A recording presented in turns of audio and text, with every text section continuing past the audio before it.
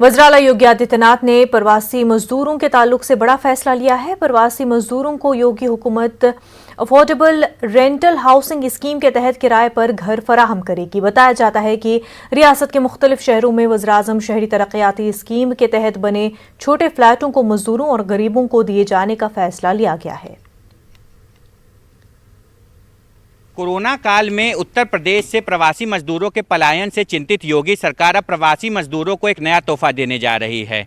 तोहफे में उत्तर प्रदेश की राजधानी लखनऊ में पायलट प्रोजेक्ट के रूप में प्रवासी मजदूरों के लिए अफोर्डेबल हाउसिंग के अंतर्गत 40 मकान बनाने जा रहे हैं। साथ ही साथ 8 कॉमर्शियल दुकानें भी होंगी। इन मकानों का किराया महज 4,000 रुपये होगा। ये मकान के किराए 2 साल तक नहीं बढ़ाए जाएंगे। साथ ही साथ हर साल इसमें 8% की बढ़ोतरी होगी। ऐसे में जहां पायलट प्रोजेक्ट के रूप में जनपद लखनऊ में इस परियोजना को आवास विकास के माध्यम से शुरू किया जा रहा है, वहीं अन्य जनपदों में भी प्रवासी मजदूरों को रोकने के लिए और उन्हें बेहतर काम दिलाने के लिए भी योगी सरकार प्रतिबद्ध दिखाई दे रही है। ऐसे में देखने वाली बात यह होगी कि कितनी जल्दी ये प्रोजेक्ट बनकर तैयार होता है, साथ ही साथ अन्य जनपदों में भी इसकी शुरुआत हो पाती है। कैमरा पर्सन मनोज शाही के साथ प्रशांत पांडे, न्यूज़ 18 लखनऊ। शाहजहांपुर में नशीली अशिया की स्मगलिंग करने वाले 2 अफराद को गिरफ्तार किया गया है। पुलिस ने उनके पास से 300 ग्राम अफ्यून, डोडा, तमंचा, कारतूस और बाइक बरामद की है। बताया जा रहा है कि तलहट तहसील के सैकड़ों गांवों में ये लोग नशीली अशिया की स्मगलिंग किया करते थे। मादक पदार्थों की तस्करी रोकने के लिए पुलिस अधीक्षक महोदय के निर्देशन में जनपद में लगातार अभियान चलाया जा रहा है। इसी क्रम में थाना जैतीपुर पुलिस द्वारा 2 अभियुक्त जावेद और जाफर, जो कटरा थाना क्षेत्र के निवासी हैं, उनको गिरफ्तार किया गया है। ये लंबे समय से मादक पदार्थों की तस्करी कर रहे थे और उसको ग्रामीण क्षेत्र में वितरित भी करते थे। इनके पास से नाजायज असले मिले हैं, करीब 300 ग्राम अफीम मिली है और 6 किलो डोडा पोस्ट मिला है। सुसंगत धाराओं में अभियोग पंजीकृत कर इन्हें न्यायिक अभिरक्षा दिया जा रहा है। मजलिस-ए-इत्तेहादुल मुस्लिमीन के रियासती सदर शौकत अली ने MIM को बीजेपी की बी टीम कहे जाने पर अपने रद्द-ए-अमल का इजहार किया है। शौकत अली ने कहा कि अगर बीजेपी को चुनाव में शिकस्त देने के लिए MIM को बी टीम भी बनना पड़ेगा तो MIM इसके लिए तैयार है। शौकत अली ने MIM पर एतराज करने वालों से सवाल किया है कि यूपी में तमाम सेक्युलर पार्टियां बीजेपी को हराने के लिए कोशा हैं। ऐसे में क्या इन पार्टियों का भी बीजेपी की बी टीम कहा जाएगा? बिहार असेंबली चुनाव में नुमायां कामयाबी हासिल करने वाली मजलिस-ए-इत्तेहादुल मुस्लिमीन ने पड़ोसी रियासत यूपी के चुनाव में उतरने के लिए अभी से तैयारियां शुरू कर दी है। मजलिस-ए-इत्तेहादुल मुस्लिमीन के रियासती सदर शौकत अली ने इलाहाबाद में MIM के सरगर्म कारकुनान के एक महदूद जलसे को खिताब किया। इस मौके पर मीडिया से बात करते हुए शौकत अली ने कहा कि बिहार में मिली कामयाबी से यूपी में MIM कारकुनान में जोश का माहौल है। शौकत अली ने कहा कि यूपी में MIM जल्द ही बड़ी सियासी कामयाबी हासिल करेगा। 2017 में जो हम उत्तर प्रदेश में इलेक्शन लड़े थे उसमें यकीनन हमको कामयाबी नहीं मिली। एक सीट पर हम सेकंड पोजीशन पे थे संभल में, और बाकी 3 सीटों पे हम सेकंड पोजीशन पे थे, वो थर्ड पोजीशन पे थे। तो उस वक्त हमारा संगठन उतना मजबूत नहीं था, क्योंकि वो शुरुआती दौर था। 2014-15 में पार्टी यहाँ पे लॉन्च हुई थी। लेकिन इन 5 सालों में जो कमियाँ हमारे अंदर थी, उस कमी को हम लोगों ने दूर किया है और संगठन को हम लोगों ने मज़ीद मजबूत किया है। और यकीनन हमको बिहार में कामयाबी मिली और हमारे कार्यकर्ता भी बहुत खुश हैं और जोश में हैं।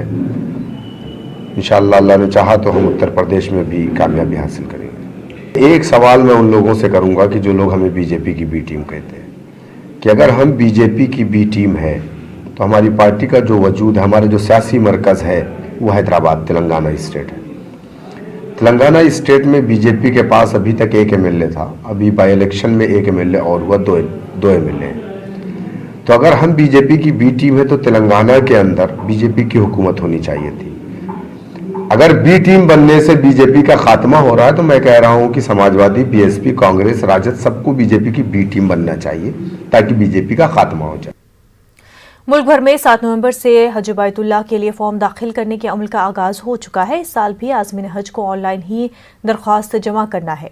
12 दिसंबर तक दरख्वास्त फॉर्म कबूल किए जाएंगे। जनवरी में आज़मीन के इंतखाब के लिए कुरानंदाजी होगी। ताहम सबसे ज्यादा तादाद में आज़मीन का कोटा हासिल करने वाले उत्तर प्रदेश में जिला हज कमेटियों के जिम्मेदारान ने मरकजी हज कमेटी से मुतालबा किया है कि गुज़िश्ता साल हज फॉर्म दाखिल करने वालों को कुरानदाजी में शामिल किए बगैर ही हज की मंजूरी दी जाए और इजाफी रकम के बोझ को भी खत्म किया जाए। 7 तारीख से इसके फार्म ऑनलाइन भरे जा रहे हैं, जिसकी आखिरी तारीख 20 दिसंबर है। मेरा कहना ये है, हम चाहते हैं कि पिछले साल जिन लोगों ने हज के फार्म भरे थे लेकिन कोरोना वायरस की वजह से पाबंदी लगी थी और हज के लिए कोई लोग नहीं जा सके थे, तो पहले उनका हक है। मैं चाहूँगा कि पहले उन लोगों को मौका दिया जाए जिन लोगों ने पिछले साल फार्म भरे थे और लेकिन वो नहीं जा सके थे। तो इस साल भी अगर वो फार्म भरते हैं तो पहले उनको मौका दिया जाए, बाद में किसी को। एक तरफ जहां मुल्क में फ़िरका परस्त अफराद अपने ज़ाती और सियासी मफाद के लिए समाज को तकसीम करने के लिए मौके की तलाश में रहते हैं, वहीं मुल्क में ऐसे अफराद की भी कमी नहीं जो अपने अमल से हिंदू मुस्लिम भाईचारे और मुश्तरका तहजीब को पेश करने की मिसाल बन जाते हैं। मेरठ के ब्रह्मपुरी इलाके के इंदिरानगर मोहल्ले में ही एक ऐसी मिसाल नजर आती है, जहां 44 बरस पहले कासिम अली ने अपनी 200 गज जमीन शिव मंदिर के नाम ज़बानी तौर पर अतिया कर दी थी, लेकिन अब 40 बरस से ज्यादा का वक्त गुजर जाने के बाद कासिम अली के वारसों ने दिवाली के मौके पर ये जमीन शिव मंदिर के नाम करते हुए वसीयतनामा कर दिया है। वसीयतनामा करने के साथ ही अब इस शिव मंदिर के लिए इंतजामिया कमेटी भी तश्कील दे दी गई है। कासिम अली के वारसों के इस अमल से मोहल्ले के लोग और मंदिर इंतजामिया कमेटी के जिम्मेदारान खुशी का इजहार कर रहे हैं और इस अमल को आपसी भाईचारे और हिंदुस्तानी तहजीब की बेहतरीन मिसाल तस्वुर कर रहे हैं। मेरठ के ब्रह्मपुरी इलाके में ये मंदिर, शिव मंदिर जो है वो यहाँ पर 20 साल से ज़्यादा वक्त से कायम है, लेकिन इसके लिए जो ज़मीन 40 बरस से ज़्यादा वक्त हुए दी गई थी वो कासिम अली साहब ने दी थी और आज उनके पुरखे जो हैं इस ज़मीन के लिए एक ट्रस्ट बनाकर बाकायदा लीगली तौर पर उस कमेटी के हवाले कर दिया है। और ये एक मिसाल हमारे मुल्क में आपसी इत्तेहाद और मोहब्बत की मिलती है कि दोनों लोग एक दूसरे के दिलों में इस तरह की गुंजाइश रखते हैं कि वो एक दूसरे के धार्मिक स्थलों के लिए इतनी गुंजाइश उनके दिलों में है कि वो ज़मीनें उस वक्त जो एक मिसाल पेश की थी वो आज भी ध्यान नज़र आती है। आसिम अली साहब, आपके वालिद ने ये ज़मीन दी थी, कितना वक्त हो गया और अब 40 बरस से ज़्यादा वक्त के बाद किस तरह से ये कमेटी बनी और आप क्या चाहते हैं? भाई ये कमेटी पे बनी है, ये स्वभाव के लिए बनी है, एकता बनी रहे सब में, असंबंधित चालू रहे। कितना वक्त हुआ दिए और इसको हमें दिए गए तकरीबन 40 या 45 साल हो गए हैं। जी हाँ जी, मेरे वालिद साहब ने ये ज़मीन दी थी। आपको कैसी कितनी बहुत अच्छी बात लगती है। हमने तो वहाँ सामने मस्जिद भी बनवाई है और यहाँ मंदिर बनाया। हम तो एक धारा के लोग हैं। इंसान का धारा क्या है? यही है कि एकता बनी रहे, हम बराबर में रहते हैं। हमारा जीवी सामने सारी फैमिली रहती है सामने। यहाँ पे जो मंदिर के आसपास रहने वाले लोग हैं और मंदिर में पूजा अर्चना करते हैं, देखभाल भी करते हैं, क्या लगता है आपको कि क्या नाम है? पहले ये तो बताइए। नरेश, हाँ बिल्कुल सम्मान करते हैं हम इनकी उदारता इन्होंने परिचय दिया है हम लोगों पे, हमारे मिसाल पेश किए। आज के माहौल में ऐसी मिसालें क्या लगता है आपको कि बहुत ये सब चलती रहनी चाहिए, ये मिसालें चलती रहेंगी, आपसी भाईचारा बढ़ता रहेगा, हाँ सांपारिक सांप्रदायिक सौहार्द बढ़ता रहेगा। हाँ, बहुत बढ़िया मिसाल करी। मैं तो उनका शुक्रिया करूंगी, उनका धन्यवाद, बहुत बहुत उनके परिवार का धन्यवाद। क्योंकि मैं तो ये कहूँ कि वास्तविक में जो पहले मिसालें हमारी हिंदू मुस्लिम की एकता की थी, आज भी यही मिसालें बन के हम आगे बढ़े। इन लोगों ने ऐसी सद्भावना बढ़ाई है हम लोगों के अंदर, समझे, जो एक मिसाल है। हमें इस उम्र में इन लोगों से ये सीखने को मिला कि हमें भी ऐसी सद्भावना रखनी चाहिए। ये हकीकत है कि इंसान ज़िंदा रहता है और उस मौत भी हकीकी है और उसको एक दिन मरना है, वो मर के तो चला जाता है, लेकिन कुछ ऐसे काम कर जाता है जो आने वाले वक्त में आपसी इत्तेहाद, मोहब्बत और एक भाईचारे की मिसाल बन जाते हैं। ब्रह्मपुरी इलाके में ये शिव मंदिर ऐसी ही एक मिसाल है। तंजीर अंसार, न्यूज़ 18, मेरठ। जो अब यहाँ से उठेगा वो सारे जहां पर बरसेगा। अलीगढ़ मुस्लिम यूनिवर्सिटी तराने के खालिक मजाज लखनवी का ये शेर हमेशा ही सादिक आता रहा है और ये सिलसिला जारी है। अजमल खान तिबिया कॉलेज मुस्लिम यूनिवर्सिटी के साबिक तालिब इल्म प्रोफेसर मुस्तहसन अली जाफरी को जामिया हमदर्द का वाइस चांसलर मुंतखब किया गया है, जिसके बाद से ही AMU बिलखसूस अजमल खान तिबिया कॉलेज में मसरत की लहर दौड़ गई है। प्रोफेसर मुस्तहसन अली जाफरी ने अजमल खान तिबिया कॉलेज के शोबे इल्मुल अदविया से MD की डिग्री 1985 में हासिल की थी और उसके बाद से ही मुसलसल तरक्की के मनाजिल तय कर रहे हैं और आज जामिया हमदर्द के वाइस चांसलर मुंतखब हुए हैं। इदारे के असातिज़ा ने उनकी कामयाबी पर उन्हें मुबारकबाद पेश की है। और ख़ास तौर पर मैं जामिया हमदर्द और मुस्तहसन अली जाफरी साहब के ताल्लुक़ से ये बात अर्ज़ करना चाहूँगा कि जामिया हमदर्द की जो शनाख्त या पहचान है वो असलन यूनानी तिब के हवाले से है और मेरे ख़्याल में ये पहला मौका है कि जामिया हमदर्द का कोई वाइस चांसलर एक यूनानी तबीब या यूनानी स्कॉलर बन रहा है, तो इस हैसियत से भी ये वाक़या बेहद अहम और काबिल ज़िक्र हो जाता है। सबसे पहले मैं मुबारकबाद पेश करना चाहता हूँ मुस्तहसन अली जाफरी साहब को जामिया हमदर्द का वाइस चांसलर होने के लिए। ये अलीगढ़ मुस्लिम यूनिवर्सिटी के लिए, अजमल खान तिबिया कॉलेज के लिए, ख़ास तौर से डिपार्टमेंट ऑफ इल्मुल अदविया के लिए ये बाइस फ़ख्र बात है कि यहाँ का एक तालिब इल्म जामिया हमदर्द का वाइस चांसलर हुआ।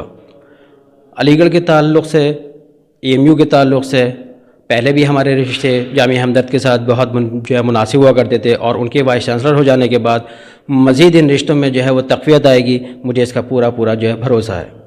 मुस्तहसन अली जाफरी साहब का वाइस चांसलर होना हमारे लिए बाइस फ़ख्र है और अलीगढ़ मुस्लिम यूनिवर्सिटी में ख़ास तौर से शोबे इल्मुल अदविया जो यहाँ का बहुत ही मशहूर और मायनाज़ शोबा है और यहाँ से निकलने वाले बहुत ही अच्छे ओल्ड बॉयज़ निकले हैं और उनमें जाफरी साहब का एक अच्छा मकाम रहा है। और मुस्तहसन अली जाफरी साहब ने जो खिदमात नेशनल इंस्टीट्यूट ऑफ यूनानी मेडिसिन बेंगलोर की इस्टेब्लिशमेंट में दी है वो अपने आप में बेमिसाल है और मैं समझता हूँ कि वो चूँकि फॉर्मर डीन रहे, चेयरमैन रहे अपने डिपार्टमेंट के जामिया हमदर्द में और नेशनल इंस्टीट्यूट के डायरेक्टर, बहुत सक्सेसफुल डायरेक्टर रहे। मैं समझता हूँ कि उनकी इस एडमिनिस्ट्रेटिव सलाहियतों की बुनियाद पर उनको जो मुंतखब किया गया है वो एक बहुत अच्छा इंतखाब है। कानपुर के बाशिंदे शमसुद्दीन 28 साल बाद पाकिस्तान से वापस अपने घर पहुंच गए हैं। वहीं अपनों के दरमियान पहुंचकर शमसुद्दीन की आंखें भर आई। मोहल्ले वालों ने शमसुद्दीन का शानदार इस्तकबाल किया। शमसुद्दीन का कहना है कि दोनों मुल्कों के दरमियान कशीदगी की कीमत आम शहरियों को अदा करनी पड़ती है। शमसुद्दीन 28 साल कबल जब यहाँ से पाकिस्तान गया था तो उसके वहमो गुमान में भी नहीं था कि वो वहाँ फंस जाएगा। वाज़ेह है कि रिश्तेदारों से तनाज़ा होने पर शमसुद्दीन पाकिस्तान चले गए थे, जहां हालात सही नहीं होने की वजह से वो 28 साल बाद वहां से निकल सके। वीज़ा की मुद्दत ख़त्म होने के बाद उसे जासूस तक कहा जाने लगा। उसके गलत तरीके से पाकिस्तान में दाखिल की पादाश में उसे जेल में भी डाल दिया गया था। शमसुद्दीन को गुज़िश्ता 26 अक्टूबर को हिंदुस्तानी फौज के हवाले कर दिया था। उसके बाद उसे कुछ दिनों तक अमृतसर में क्वारंटीन रहना पड़ा, तब जाकर शमसुद्दीन की घर वापसी हुई है।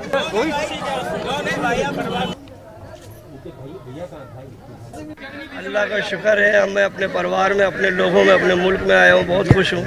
सरकार से मैं ये अपील करूँगा कि ना तो नाजायज़ लोगों को यहाँ पर जो है तंग किया जाए, ना ही वहाँ तंग किया जाए। दोनों हुकूमतों से मेरी अपील है। मैं बहुत खुश हूँ और अपनों में आया हूँ, अपने मुल्क में आया हूँ, अपने परिवार में आया हूँ। शमसुद्दीन जी जो बजरिया के रहने वाले थे, ये पाकिस्तान गए हुए थे और इनका पासपोर्ट वहाँ जल गया था, जिसकी वजह से वहाँ के लोगों ने इनको शक के आधार पर जिला कारागार में वहाँ निरुद्ध कर दिया था।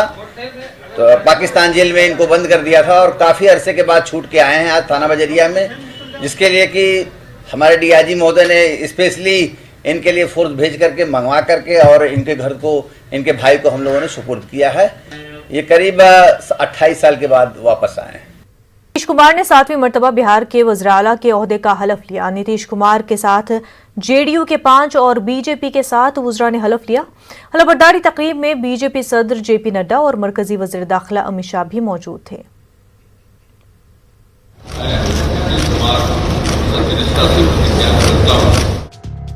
पहली बार सिर्फ 7 दिनों तक CM रहे नीतीश कुमार ने सोमवार को 7वीं बार बिहार के वज़ीर-ए-आला के ओहदे का हलफ लिया। राजभवन में गवर्नर फागू चौहान ने नीतीश कुमार को वजीर आला के ओहदे का हलफ दिलाया।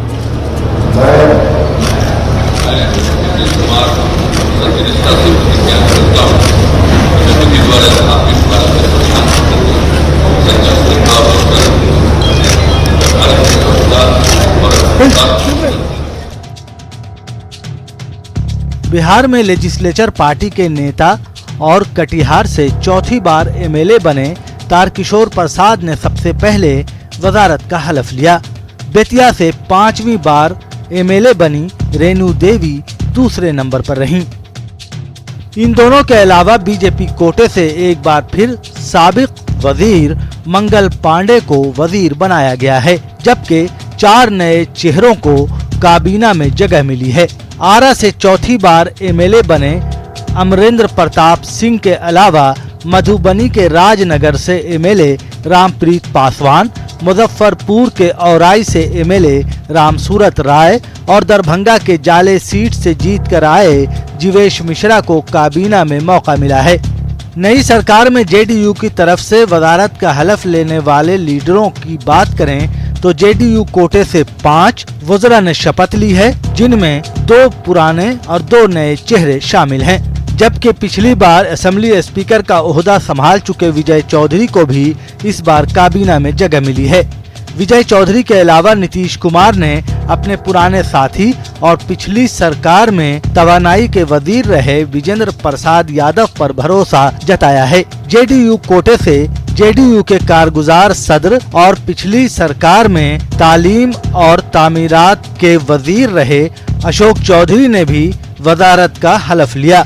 इन नामों के अलावा जेडीयू कोटे से 2 नए चेहरों को काबीना में शामिल होने का मौका मिला।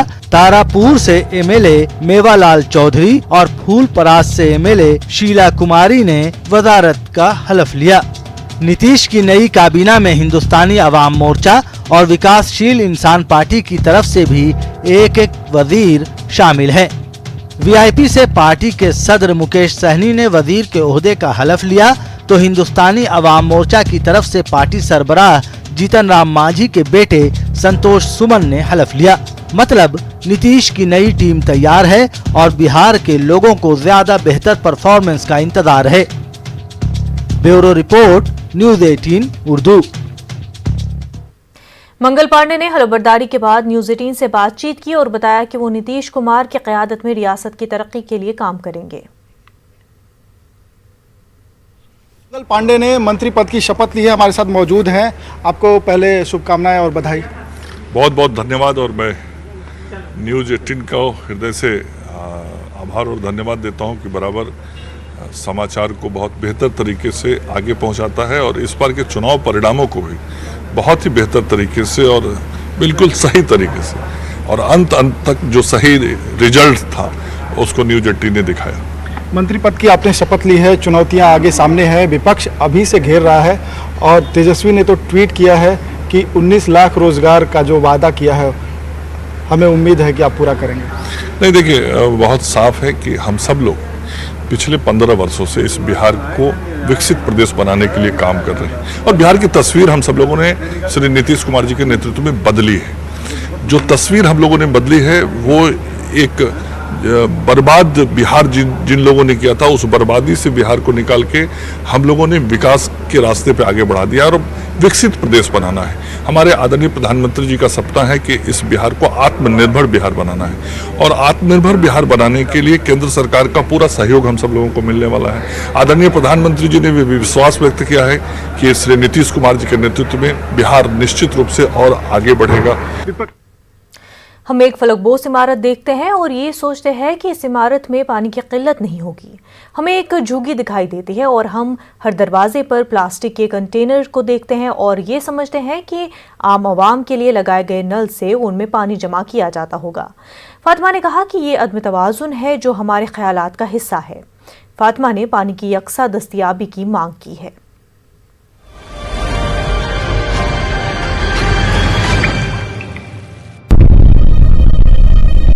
मेरा नाम फातिमा है, मैं पश्चिम बंगाल की रहने वाली हूँ। 2000 सन में मैं दिल्ली आई थी। यहाँ पे बड़ी समस्याएं थी।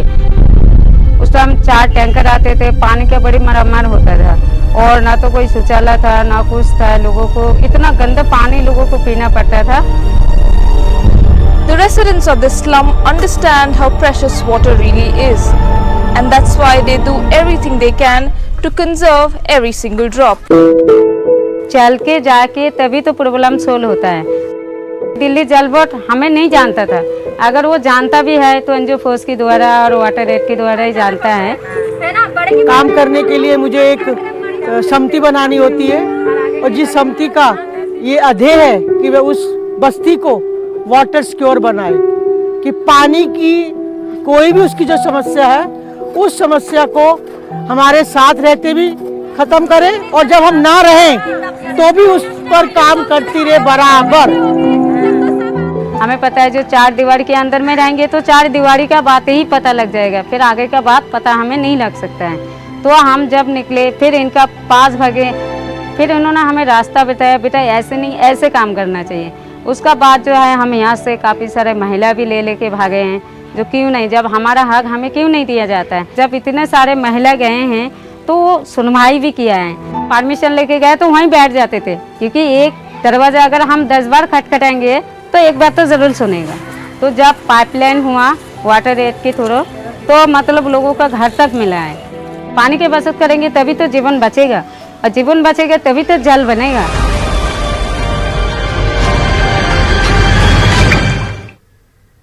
खास बात यूपी बिहार में फिलहाल इतना ही। मजीद खबरों के लिए आप लॉग इन कर सकते हैं हमारी वेबसाइट news18urdu.com पर। आदाब।